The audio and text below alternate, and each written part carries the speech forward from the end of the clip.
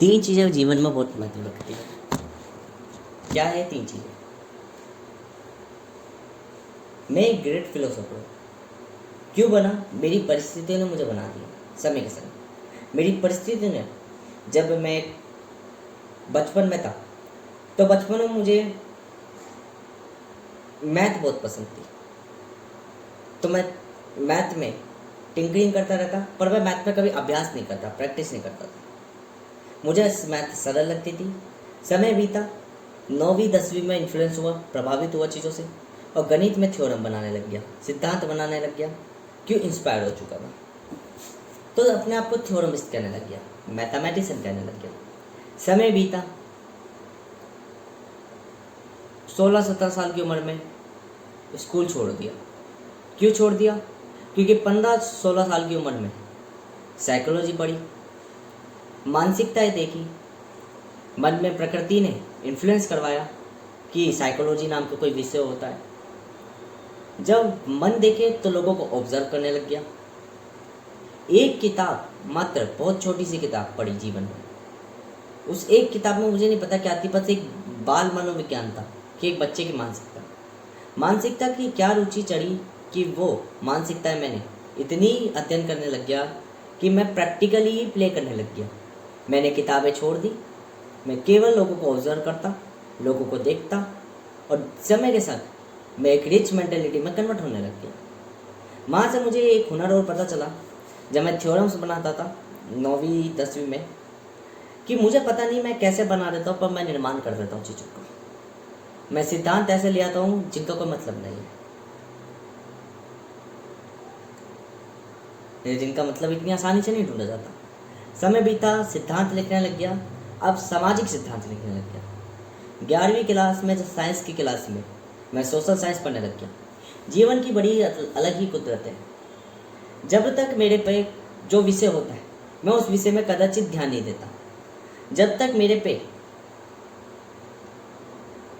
10th class में जब मैं था, तो मैं विज्ञान में कदाचित ध्यान नहीं देता, कभी भी ध्यान नहीं देता था, और ना ही मैं एसएसटी में ध्यान देता था। एसएसटी में धीरे धीरे मुझे मेरे एसएसटी के टीचर मिले। समय के संग मुझे एसएसटी इसलिए पढ़ने लग गया क्योंकि मैं सुबह 3-4 बजे उठने लग गया उनकी बात कह के, और 3-4 बजे उठने लग गया तो मेरे अंदर एक एहसास हुआ उत्पन्न कि तू सुबह उठ के मैसेज तो कर देता है, प्रेजेंट सर, परंतु तू कुछ करता नहीं है। तू पढ़ता क्या है? साइंस, विज्ञान पढ़ता है। साइंस के पे वो आंसर हल कर होता है। 10वीं में हम जानते हैं, मुझे अंकों का कभी से चक नहीं था। अंकों का स्वाद मुझे शुरुआत से नहीं था, ना ही अंतिम क्षण तक मुझे अंकों का स्वाद है आज तक। मैं हमेशा पढ़ता इसलिए था ताकि मैं बेहतर से बेहतर चीज़ें जान सकूँ। मुझे मज़ा आता था पढ़ने में। मैंने चीज़ें बतेरी जानी, बतेरे घंटे में पढ़ता था, 17-19 घंटे चीज़ें लिखता रहता था। मास्टर विज्ञान बता रहा होता और मैं लिख रहा होता यूट्यूब से, ऑनलाइन में। मैंने 200 300 पढ़ने के एक नोट्स को साइंस के 4 बार बनाए, 3 बार बनाए, मतलब 700-800 पन्नों के नोट्स विज्ञान के 10वीं 9वीं क्लास के। बतेरी चीज़ें जानी, बायोलॉजी वगैरह। मुझे उस टाइम पे फैक्ट गेन करने में कोई दिक्कत नहीं होती थी, मतलब कि कोई भी चीज़ मुझे अगर याद करनी होती थी तो मैं इस तरीके से करता था। पता नहीं मेरे अंदर क्या ट्रेट थी। जो लोग कहते हैं कि खड़े होके दौड़ दौड़ के पढ़ना, मैं अपने आप पढ़ता था। मुझे नहीं पता मैं कैसे पढ़ता था, पर मेरे अंदर का डीएनए से था कि वो ऑटोमेटिकली काम करवाता था, और मैं बेहतर रूप से पढ़ता था, औरों से ज़्यादा जान पाता था, औरों से बेहतर रूप से जान पाता था, क्योंकि मैं प्रक्रिया हमेशा से शुरुआत से अलग करता, साधारण था। चीज़ें मैंने जानी, तो एसएसटी वाले टीचर ने इस चीज़ पे कि मेरे अंदर एक एहसास आया कि सुबह उठता है तो एक पल भी एसएसटी की किताब नहीं होता, एसएसटी वाले सर को प्रेजेंट करता। मैंने फिर हल्का सा, कुछ नहीं तो एक पन्ना शुरुआत में पढ़ने लग गया। धीरे धीरे मुझे ज्योग्राफी, हिस्ट्री और बाकी चीज़ों में, मानव इतिहास में वो आने लग गया आना। परंतु मुझे पीसीएम जो थी, फिजिक्स केमिस्ट्री और मैथ जो थी, वो बहुत सरल लगती थी। सरल मतलब कठिन नहीं लगती थी। यदि मतलब मैं पढ़ के भी ना जाऊँ तो भी मैं पेपर दे के आ सकता था, इतना मनोबल था। तो मैंने पीसीएम चुनी ताकि मैं अनेकों विषय पढ़ सकूं, अनेकों विषयों का अध्ययन कर सकूं। माँ बाप सोच रहे कि मैं साइंस केवल इसलिए ले रहा हूँ ताकि डॉक्टर इंजीनियर बनूंगा। मैं साइंस केवल इसलिए ले रहा था ताकि मुझे पढ़ना नहीं पड़े। सीक्वेंशियल स्टडी, मैं अनेकों विषयों का ज्ञात कर सकूँ, क्योंकि मुझे वाकई मेरा सीन उल्टा था। लोगों को फिजिक्स केमिस्ट्री मैथ मुश्किल लगती, मुझे इतनी सरल लगती थी कि मैं बिन पढ़े भी जाऊँ तो बस मतलब कि केवल ऊपर ऊपर से देख जाऊँ तो मैं पेपर में 40 से 50 नंबर ले आऊँ। देखो मैं कोई हवाई बात नहीं करूँगा कि 70-90 ले आऊँगा, 80 में से 80 ले आऊँगा, इतना था 30-35 नंबर ले आता। मतलब एवरेज के लिए मुझे पढ़ना नहीं पड़ता, बिल्कुल भी नहीं पढ़ना पड़ता पीसीएम में, तो क्योंकि सारी की सारी गणित रिलेटेड और थोड़ा मोटा एलिमेंट्रियल थ्योरी होती है, जो थ्योरी मुझे पसंद थी। अब इसके बाद बीता समय, एसएसटी में थी रुचि, तो मैंने क्या बोलते हैं अनेकों विषय तय करे। अच्छा एक चीज़ हो, 9वीं से लेकर 10वीं तक, मतलब 10वीं तक, 6ठी से लेकर 10वीं तक मैं अपने संस्कृत वाले टीचर से बहुत पिटा, ना ही मैंने संस्कृत पढ़ी। 10वीं गई, अब कोई बर्डन नहीं, अब मैंने फ्रीली, पता नहीं क्या साइकोलॉजी थी, मैंने संस्कृत की किताब की ग्रामर पढ़ी, केवल और केवल व्याकरण पढ़ी, ना मैंने कोई संस्कृत की बुक पढ़ी, केवल व्याकरण पढ़ी। व्याकरण पढ़ के मैं संस्कृत बोलने लग गया, क्योंकि मुझे नियम पता चल गए। फिर मैं उनको गलत भी बोलता तो लोगों के पल्ले कुछ नहीं पड़ती, लोगों को नहीं पता होती क्या बोलता है। समय के संग वो फ्लो और मेरे अंदर एक उजागर पैदा हो गया कि मैं कर सकता हूँ, मैं बोल सकता हूँ संस्कृत। और मुझे संस्कृत में इतने शब्द याद हो गए कि एक सामान्य व्यक्ति को याद ही नहीं, और वो करेक्ट भी होने लग गए। पहले गलत थे पर सामने वाले को नहीं समझ में आते तो वो कर दे। अब धीरे धीरे वो लय इतनी बन गई कि वो लय आसपास के सुन के शब्दों को, हिंदी तो है, हिंदी संस्कृत से बनी है, तो वो संस्कृत के शब्द इतने जटिल और प्रबल हो गए कि मेरे को ज्ञात होने लग गए। अर्थात उसके बाद संस्कृत में मेरी और प्रकार ऐसे बनी कि समय के संग 11वीं 12वीं के बाद मैं आईएएस की स्टडी भी करने लग गया। तो वहाँ एक टीचर मिले, अध्यापक, वो ऑनलाइन पढ़ा रहे थे, वो भी हिंदी की जटिल भाषाएं बोलते, तो वहाँ से शब्दावली या वर्णमाला ज्ञात होने लग गई, अर्थात वर्ण सूत्र ज्ञात होने लग गए। और तथापि उसके अध्यात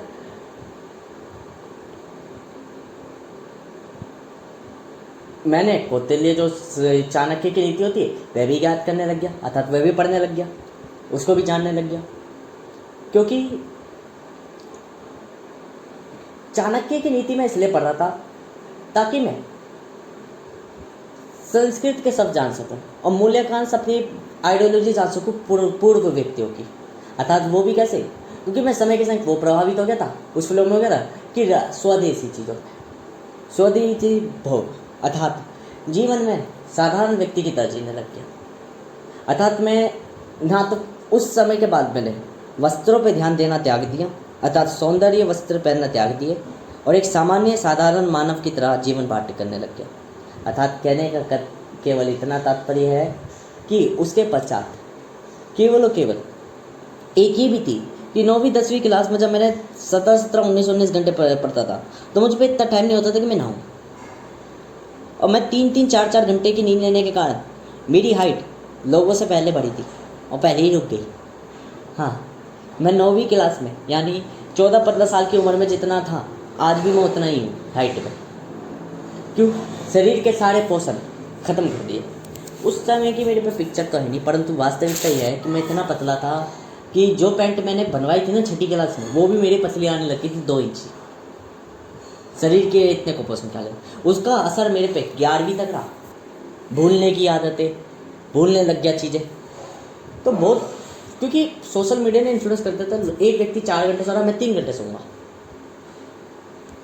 समय के संग चीज़ें ज्ञात करी। अब 11वीं क्लास में जब मेरे को एक दोस्त ने बताया साइकोलॉजी, कि साइकोलॉजी नाम की चीज़ होती है, वो तेज था, चालाक था, तो उसके चक्कर में मैंने दूसरों के मन पढ़ने लग गया, ऑब्जर्व करने लग गया। फिर उसने बताया जनरल नॉलेज, तो मैंने आईएएस की स्टडी करने लग गया।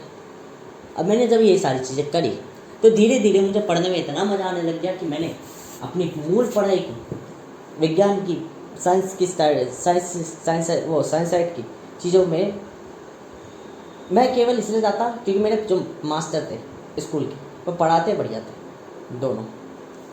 परंतु समय के संग मैं ऑब्जर्व करने लग गया, तो समय के संग देखो हमेशा ध्यान रखना, एक साइकोलॉजी और फिलोसफी वाला बंदा आधे से ज़्यादा पागल होता है। कहने का मतलब क्या है, एक साइकोलॉजी पढ़ा हुआ व्यक्ति, हमेशा ध्यान रखना, जो साइकोलॉजी पढ़ा हुआ व्यक्ति, साइकोलॉजी मतलब कि ऐसा नहीं कि किताबें पढ़ ली, किताबें पढ़ा हुआ तो पागल हो जाता, पर जिसने ऑब्जर्व करने लग गया मन को, वो अनेकों अलग क्रियाएं करने लग जाता है। मैं एक तो मेरी आदत ये थी कि मैं जब क्लास में जाता था तो मेरा टाइम टेबल रहता था, मतलब मैं एक तरीके से सिस्टमेटिकली पढ़ रहा होता था। मैं अपने 6 घंटे में से 5 घंटे यूटिलाइज करता था स्कूल में पढ़ाई डेली। फिर मैं घर में आके पढ़ाई नहीं करता था, घर में आके मैं सो जाया करता था। सुबह 3-4 बजे उठता था, फिर 4-5 घंटे पढ़ के, मतलब मैं पूरे दिन में 10 घंटे एवरेजली पढ़ता था। पूरे 2 साल तक मेरा ऐसे ही रूटीन था कि मैं 10 घंटे डेली पढ़ता था, 4 घंटे एक डेली दिन घर में। सुबह मैं 3-4 बजे उठता, 2-3 घंटे पढ़ता, फिर मैं मज़े मार रहा होता, मैं थ्योरम बना रहा होता, सिद्धांत बना रहा होता। क्योंकि मेरी हमेशा देखो, मैंने हमेशा से मेरे संग ऐसा फैक्ट हुआ है कि मैं चीज़ें अपने आप बेहतर कर रहा होता हूँ, अपने आप। मुझे नहीं पता क्यों मैं 2 घंटे पढ़ता, 2 घंटे बाद घुमरन करने लग जाता और किसी भी चीज़ में लिखने लग जाता, सिद्धांत थ्योरम लिखने लग जाता सुबह 3-4 बजे उठ के। बाद में मैंने देखा, जब ये ऐसे मैं करता रहा तो 7-8 महीने बाद मैंने देखी एक वीडियो। तो उस वीडियो में बताया था, जो बड़े बड़े वो होते हैं ना पॉलीमैथमेटिशियन, वो क्या करते हैं, सुबह 3-4 बजे उठते हैं, वो अपने दिमाग में बर्डन नहीं डालते, वो थोड़ा काम करते हैं और फिर उसके बाद चीज़ों को कहते हैं कि अब खुद सोचने दो। मैं ऐसे ही करता था शुरुआत से, मेजॉरिटी ऑफ टाइम। तो समय की आदत आज की नहीं है, पुरानी है। और एक और चीज, इसके बाद आज के बाद पहली बात तो मैं इस चीज़ को रिकॉर्डिंग इसलिए कर रहा हूँ ताकि मैं अपना डेटा रिकॉर्ड कर सकूँ। मेरी आदत एक ऐसी है कि मुझे उस समय का डर बहुत लगता है जिस समय मैं सब कुछ भूल गया था, 9वीं से लेकर 10वीं क्लास के बीच, जिस समय मैंने 17-19 घंटे पढ़ता था। तो मैं सब कुछ भूल गया था, तो मुझे कुछ भी ज्ञात नहीं था। तो जब मेरे को फेवरेबल लगता है तो मैं बताने लग जाता हूँ, तो मैं अपने डाटा रिकॉर्ड करता हूँ एज़ कम्पेयर टू अपने लिए ही मेजरली। और मैं बताता इस तरीके से कि सामने वाला सुनने वाला ऐसे समझेगा जैसे मैं किसी और के लिए रिकॉर्ड कर रहा हूँ। वो मेजॉरिटी ऑफ टाइम मैं खुद ही सुनता हूँ इन चीज़ों को। मैं हमेशा अपने वेरिएंट को इस तरीके से मानता हूँ कि वो एक अनदर वेरिएंट है, ये कोई और व्यक्ति है जो मुझे बता रहा है। अर्थात मैं इस तरीके का व्यक्ति हूँ कि मैं 365 पन्ने लिख रहा हूँ ना, तो हर एक पन्ना मेरा पूर्ण जीवन बताएगा, हर एक पन्ना एक दूसरे से अलग होगा। और 365 व्यक्ति, मैं सोचूंगा 365 व्यक्ति मुझे बता रहे हैं, अर्थात मैं एक दिन, एक साल में परिवर्तित हो जाता हूँ अपने आप ही। क्योंकि मेरी थ्योरी है, फिलोसफी है कि एक ही चीज़ से सब चीज़ें कैसे बनी है मुख्यतः। तो अगर हम बात करें उसके बाद कि फिर उसके बाद क्या हुआ, तो उसके बाद ये हुआ कि साइकोलॉजी पढ़ने वाला व्यक्ति के कारण क्या हुआ, ऑब्जर्वेशन, और मैं ज़्यादा पढ़ता था तो जो बच्चे थे वो यूँ सोचने लगे कि नंबर ज़्यादा लाएगा, वो अंकों के पीछे पड़े ना लाए। अब उनको क्या पता, उन माधव चौधरी को मैं कई दफ़े कहता, ये देखो ये 9वीं क्लास की ज्योग्राफी है, ये 11वीं क्लास की बायोलॉजी है, मैं बालक हूँ PCM का। अब बताओ ठीक है लंडो, नंबर कैसे ले आऊँगा? ये 2 बुक है केवल, 9वीं क्लास की ज्योग्राफी और 11वीं क्लास की बायोलॉजी। बताओ, क्योंकि बायोलॉजी में न्यूरो होता, लास्ट का जो चैप्टर था केमिकल न्यूरोस, तो मुझे पसंद थी मॉलिक्यूलर इनहेरिटेंस में। फिर मैं केमिस्ट्री भी पढ़ता, तो उनको बताओ कि नंबर कैसे ले आऊँगा जब मैं थ्योरी पढ़ रहा हूँ, मैं वो प्रैक्टिस कर नहीं रहा। ठीक है, और फिजिक्स तो इतनी सरल लगती है, फिजिक्स में तो केवल मैं देखने के बाद एक ही नज़र में सब समझ जाता, और फिर कोई मुझे क्वेश्चन देता ना, तुरंत टिक करके फटाफट सॉल्व आंसर दे, उसकी उम्मीद से पहले आंसर देता करता था मैं सेकेंड में। बट फिजिक्स में भी थोड़ा थ्योरेटिकल पाता, जिसमें क्या बोलते हैं यूनिट कन्वर्जन वगैरह, ये सारी चीज़, वो यूनिट पोजीशंस होती थी, तो उसमें थोड़ी डिफिकल्टी होती थी। ठीक है, बाकी और किसी चीज़ नहीं, क्योंकि सिंबल नहीं पता होते थे ना। हमारे क्लास में तो ऐसा सीन हो गया था कि सिंबल ही नहीं पता था शुरुआत में, तो फिर समय के संग थोड़ा ठहरा गया, चीज़ें सिंबल समझे गए कि हर एक सिंबल का मतलब क्या है। सिंबल नहीं पता थी, सिंबल और नोटेशन, जैसे यूनिट पोजीशन करा हुआ है। तो 11वीं क्लास तक मुझे कोई दिक्कत नहीं, क्योंकि 11वीं क्लास के जो सिद्धांत थे ना, टॉर्क वगैरह, वो मैं 9वीं क्लास में बचपन में छत पे ईंटों से खेलता था टॉर्क लगा के। बस मुझे उनके नाम नहीं पता थे, इनको टॉर्क कहते हैं, फोर्स कहते हैं, मतलब फोर्स तो पता थी, टॉर्क नहीं पता थी। ठीक है ना, मोमेंटम पता थी, इक्की दुक्की पता थी, जो 9वीं क्लास में थी मुझे पता थी, 9वीं क्लास का चैप्टर था। तो वहाँ से मुझे पता थी चीज़ें कैसे घूर्णन करती हैं। अब यहाँ से और एक चीज़ समझ में आती है समय से कि मेरे दुश्मन बतेरे बन गए। अब क्लास में मुझे पसंद वैसे भी नहीं था नंबर वगैरह अंक वगैरह। और मेरे घर वाले हमेशा अंकों के पीछे, मार्क्स। मैंने आके माँ के स्कूल ही छोड़ दिया। मैंने अपनी सिचुएशन से बनाई। पहली बात तो मैं खुद एक रच लेता हूँ, मैं चीज़ें ऐसे पुटअप कर देता हूँ, मुझे पता है कि आने वाले ज़माने में क्या होने वाला है, क्या घटने वाला है। अर्थात 12वीं क्लास में तो मैं आंतरिक विज्ञान में आया। जैसे ही मैं आंतरिक विज्ञान में आया तो जो दृष्टि करी उसी चीज़ों से प्रकट होने लग गई चीज़ें, मतलब कल्पना बुनी और कल्पनाओं से समझ चीज़ें भूलने लग गई। यूँ मान के चलो 12वीं क्लास में मैंने अपनी सबसे पहली ताकत अप्लाई करी। सबसे पहली ताकत कि कल्पना द्वारा वास्तविकता को प्रस्तुत करना। अर्थात मैं जो सोचूंगा वो चीज़ निर्मित होने लग जाएगी, वो चीज़ें घटने लग जाएगी समय कालों में। अर्थात मैंने ये सोचा था, मैंने अपने दोस्त को कही थी, देखियो 2 दिन बाद मैं पिटूंगा और आंतरिक विज्ञान चालू कर रहा हूँ मैं, आंतरिक विज्ञान। और 2 दिन बाद ही मेरी संग इतनी घटना है कि आज तक घटना ही घटनाएं कर रहा हूँ मैं, आज तक पछता रहा हूँ कि आंतरिक विज्ञान चालू करके ज़िंदगी अपनी नष्ट करी। ये पूरा मध्यकाल आंतरिक विज्ञान का है। कब थी? कहीं 8 जनवरी 2026 को, 2025 को, और प्रारंभ हुई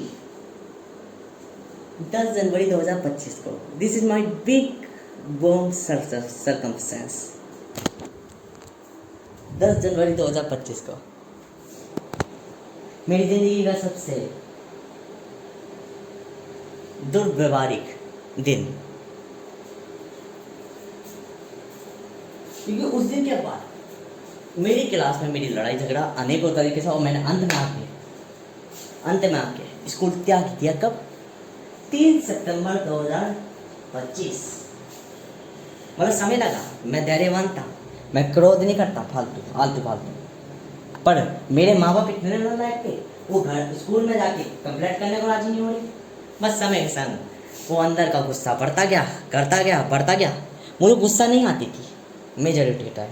पता नहीं उस समय के बाद जब मैं घर में रहा तो मैंने इकोनॉमिक्स वगैरह इतनी पढ़ने लग गया कि मैं सिद्धांत लिखने लग गया। अब जब मैं छुट्टियों के बाद आया जुलाई में विचारों में एक हफ्ते में सिर्फ इतना गई थी, आया बड़ा मादरचोद। पहले मैं कितनी सुनता था, पर वो उसने बेचारे ने एक शब्द कही थी, मैंने पूरी क्लास धपवा दी 40 बच्चों से। और क्लास में मैंने गुस्से में इतना आ गया था, मैं उंगलियां कटवाने जा रहा था उनकी विचारों की, और सोनिया बिहार में दफवाने जा रहा था। एक बात, क्योंकि कभी कभार ऐसा होता है कि आप सुन कितनी भी लेते हैं, पर कभी कभार होता है कि घड़ा होता है, बढ़ गया तो इतनी सी बात भी आपके प्राण हरने में ज़्यादा समय नहीं लगाएगी। अर्थात फिर मैंने उस समय बादल भी काला कर दिया था उस दिन तो मैंने मौसम ही ऐसा बनवा दिया था कि, क्योंकि मैंने वर्तमान को कह के दिया था कि या तो मुझे जीने दे या खुद जी ले। क्योंकि अब मैं अंतिम निर्णय सुना रहा हूँ। अंतिम निर्णय का ये है कि मैं आज करके दिखाऊंगा, तो फिर उस समय चीज़ें घटने लग जाती प्रक्रिया। तो वहाँ मैंने पहले अपनी ताकत अपनाई। समय के संग और ताकत आई। समय के संग क्या ताकत आई? फिलोसफी लिखने लग गया, सिद्धांत लिखने लग गया। वह सिद्धांत कि जब भी मैं किसी को बताता तो वो घटने लग जाते, हकीकत के बनने लग जाते। मैं कोई सिद्धांत बता रहा, थ्योरी बता रहा, और समय के संग जब मैं नवंबर 2025 में 26 में 25 में आया, मतलब कि कुछ महीनों पहले, तो मैं आंखें में आंखें डाल के सच भी उगलवाने लग गया। अर्थात डेविल की फॉर्म, किसी से किस तरीके से बातें करनी है, लुभाना है, मोहित करना है, ये सारी भी चीज़ें भी करने लग गया समय के साथ। समय के साथ मतलब कि मैं आंखों में आंखें डाल के लुभाने, अर्थात चीज़ों को अपने अनुसार चलाने, चीज़ों को ऐसा दिखता जैसे मैं कितना शरीफ हूँ, और वो मेरे लिए वर्क करती। अर्थात मैं बात भी इस तरीके से करने लग गया कि सामने वाला व्यक्ति यूँ ही नहीं सोचेगा कि मैं कोई अलग हूँ, यूँ सोचेगा मैं उसको कोई नज़दीकी हूँ। This is a valuable. और मैं अपनी बातों में मैनिपुलेट करने भी लग गया समय के साथ चीज़ों को, इतना मैनिपुलेट कि चीज़ें नहीं याद कर पाती कि मैं उसको मैनिपुलेट कर चुका हूँ और वो कर चुका हूँ। मेरी बातें इतनी सिद्धांतिक लिखने लग गई समय के साथ कि वो अब यहाँ से हमें समझ आती कि मैंने फिलोसफी वगैरह सीखी, फिलोसफी में होती चीज़ें लिखी, ठीक है। अब उसके बाद भी कई परिस्थिति थी। जब मैंने स्कूल छोड़े तो मेरे मन में भूत सवार हो गया। अर्थशास्त्र पढ़ा था मैंने 4 महीने पहले, उसने मुझे प्रभावित कर दिया और मुझे लेके आया धनशास्त्र की तरफ। क्योंकि आंतरिक विज्ञान में अर्थात होता है किसी स्थिति के अंतर्गत, शरीर के अंतर्गत, अर्थात व्यवस्थाओं का ज्ञान ज्ञात करना आंतरिक विज्ञान में। तो आंतरिक विज्ञान के मध्य मैंने पूर्व कामा शास्त्र वगैरह वगैरह ये सारी चीज सिद्धांत लिखे। अब इसी के मध्य शरीर के अंतर्गत धन्य प्रणाली भी चलती है, अर्थात सामाजिक प्रणाली। अब चीज़ों को रियलिटी जानने लग गया, चीज़ों की रियलिटी जानने लग गया, चीज़ों तो फिर समाज में आया, पैसे किस चीज़ समझा। तो मैं किसी के यहाँ पे काम पे लग गया, वहाँ चीज़ें ऑब्जर्व करा, सिद्धांत लिखे, थ्योरम लिखी और वहाँ पे प्रणालियाँ भी लिखी कि समाज कैसे वर्क करता है, समाज का ढांचा पर वर्क करता है, परंतु अधूरा था। फिर काम छोड़ा, समय बीता, फिर कई चीज़ों में मुझे फंसा है क्या, जैसे कि IT पढ़ाई की। तो मैंने सोचा चलो कुछ नहीं तो कुछ सही। पहले तो मैं लग नहीं रहा था, मैं कह रहा था बेफालतू का जीवन नष्ट कर रही है। मुझे लगा कि मैं क्वालिफाई करूँ, पर मुझे पता बाद में चला कि जान है।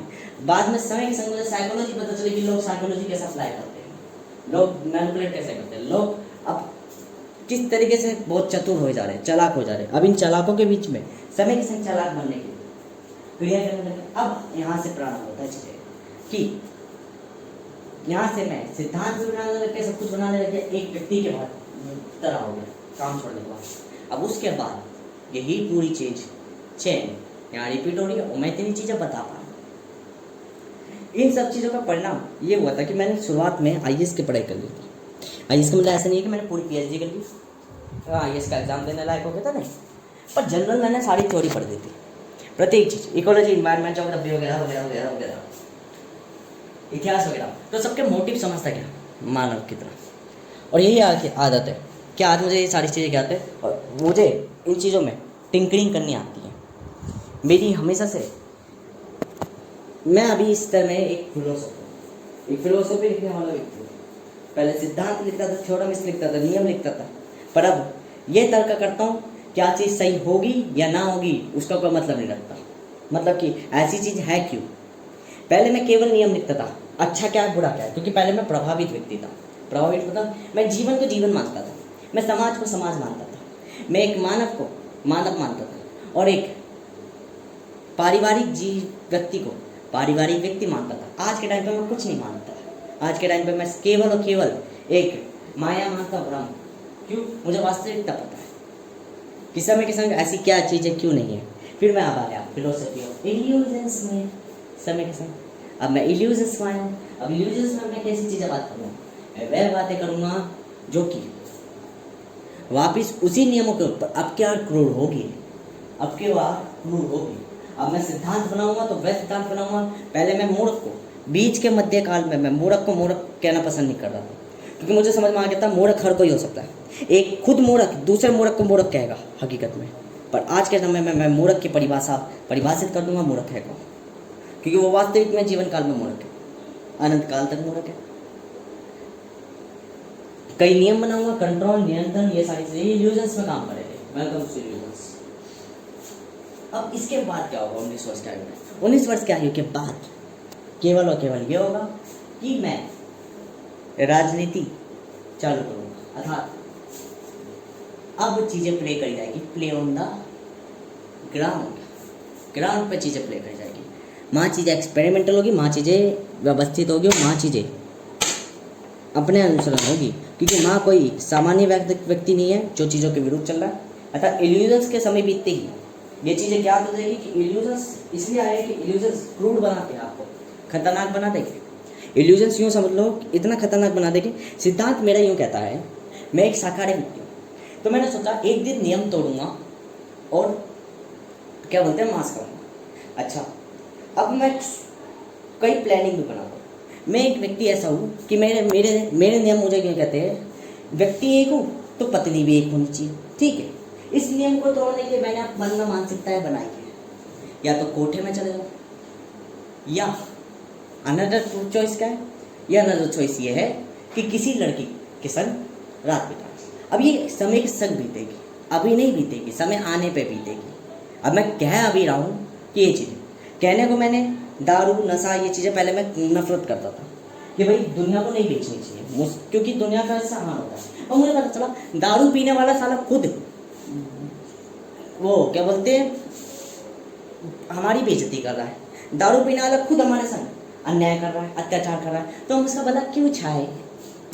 अर्थशास्त्र स्वार्थी बना देती है, अर्थव्यवस्था स्वार्थी बना देती है, अर्थात घरेलू व्यवस्था आपको स्वार्थी बनाई देती है। जब आपको पता चलता है कि यदि हम स्वार्थ नहीं करेंगे तो हम भोजन प्राप्त नहीं कर सकते, हम अपने शरीर को, हम अपने परिवार को मेंटेन नहीं रख सकते, तो आप समय के संग स्वार्थी और लालची बनते हो, ये स्थित होता है। ऐसे ही राजनीति में आप चालाक बनते हो, तो चालाकी और स्वार्थ दोनों आदतें समय के संग। चालाक मैं पहले बना, स्वार्थी अब मैं बन रहा हूँ समय के संग। समय के संग में चीजें, मैं एक दारू पीने वाले को ड्रग्स की आदत भी लगाऊंगा, दारू पीने वाले को सब चीज़ों की आदत लगाऊंगा, बल्कि दारू पीने वाले की मैं हमेशा अपने दुश्मन को कभी भी डायरेक्ट नहीं मारूंगा, मैं उसको ऐसे आदि नशों की आदतों में लगा दूंगा जिससे वह अपने पूर्ण जीवन में सड़ता रहेगा और अपने जीवन काल को अपनी मृत्यु समझेगा। अर्थात मैं उसको नहीं हानि पहुँचाऊंगा, अतः उसके पूरे परिवार को समाप्त कर दूंगा। क्योंकि मेरा कहना यह है कि सांप को मारने से क्या फायदा है, सांप के पूरे परिवार को ही मार दो, खत्म कर दो। तो ये नीतियाँ हैं, नियम हैं। नियम क्रूर क्यों बनेंगे? क्योंकि इल्यूजन्स है ये। इल्यूजन्स में मतलब कि सब भ्रम है, माया है। मायाओं में तो मायाओं में मैं उस व्यक्ति की भांति कार्य करूँगा जो व्यक्ति राजा है, क्रूर है और कदाचित भी ये चिंतन नहीं करता कि सामने वाले का बुरा हो रहा है या वो, मतलब कि वह व्यक्ति की भांति करूँगा कि अगर वर्कर से काम करवाना है तो काम करवाया। अब ये नहीं देखा वर्कर को कोड़े पड़ रहे तो दर्द हो रहा है, यूँ कहूँगा तुम तो केवल एक भ्रम हो, माया हो, तुम्हें क्या दर्द होता होगा बस। तो ये क्यों स्वीकृति करी जाएगी? क्योंकि जब तक तुम डेविल फॉर्म नहीं लोगे तब तक ये दुनिया तो चलने के तुम्हारे हाथ में। अभी ज़्यादा ना ईमानदारी और नैतिकता का मुखौटा तब तक ही बढ़िया है जब तक सत्ता हाथ में है। यदि सत्ता हाथ में नहीं है तो सत्ता पाने के लिए चालाक और क्रूर बनना पड़ता है, डर जगाना पड़ता है। प्रेम और कनेक्शन से, लगाव से या रिश्तेदारी या नेटवर्किंग से सत्ता प्राप्त नहीं होती, क्योंकि सत्ता में बतेरे छलिए लोग बैठे पड़े हैं। सत्ता वहीं से प्राप्त होती है कि जो व्यक्ति जान जाता है कि जीतू किसी भी प्रकार से, बात केवल उसी की होगी जो जीतेगी। तो माँ मुख्यतः छल अनेकों प्रकार के हो जाते हैं, जहाँ व्यक्ति को किस तरीके से गायब करवा दिया जाए, या व्यक्ति को उसके परिवार का मातम करवा के पीछे ले लिया जाए। ये नियम है सारे के सारे, ये प्राकृतिक नियम है कि माँ में भ्रम में सोचना पड़ता है, इल्यूजन में।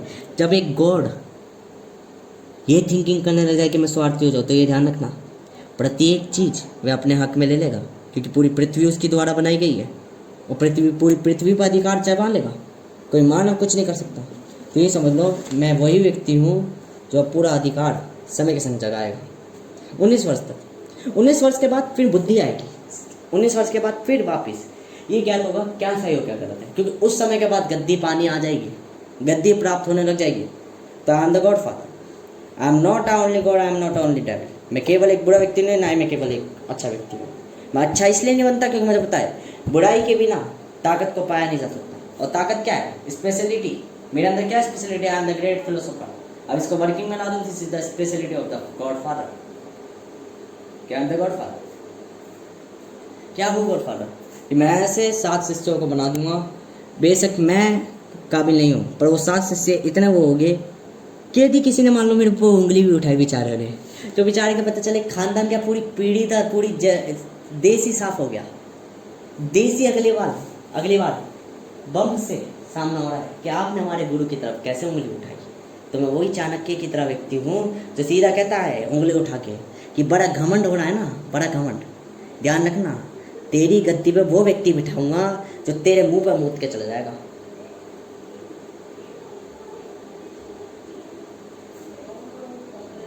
तो नीति है। नीति क्यों रची गई? क्योंकि हमारे संग हिंसा हुई। तो हम जब हिंसक बनेंगे तो शरीर नाखूनों से फाड़ देंगे।